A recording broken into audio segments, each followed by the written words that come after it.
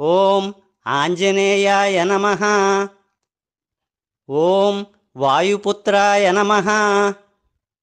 ఓం పవనతనయాయ నమః. హనుమంతుడు మనకి పంచముఖ ఆంజనేయుడిగా దర్శనమిస్తాడు.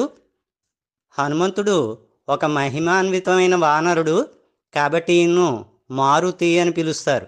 ఆంజనేయుడు పంచభూతములను అనగా గాలి, నీరు, అగ్ని, ఆకాశము, భూమి ఈ 5 కూడా పంచభూతాలు తన యందు నిక్షిప్తం చేసుకొంచు 5 ముఖములతో పంచముఖ ఆంజనేయునిగా అవతారమెత్తెను.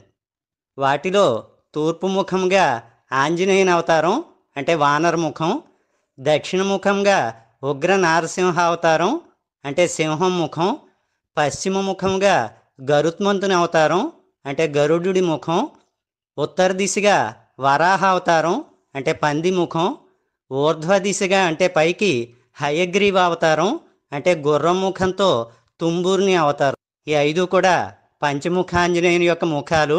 పంచముఖాంజనేయునికి 5 ముఖాలకు సంబంధించి 10 చేతులను కలిగి ఉండి వాటిలో 10 ఆయుధములను ధరించి ఉండును. పంచముఖాంజనేయుడిలో తూర్పు ముఖ ఆంజనేయుడు శత్రు సంహారం చేసి ఇష్టకామ్యార్థ సిద్ధిని కలిగించును.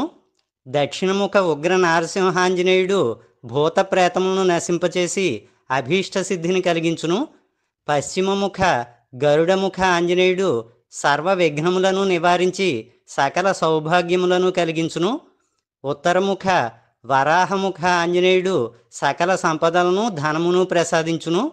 ఊర్ధ్వముఖ హయగ్రీవ ముఖ ఆంజనేయుడు సమస్త జన వశీకరణ, సకల విద్యాప్రాప్తి, సకల జయములను కలిగించును.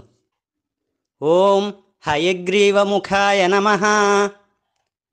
ఓం గరుడాననాయ నమః. ఓం సీతాశోక నివారణాయ నమః. ఓం శ్రీరామభక్తాయ నమః.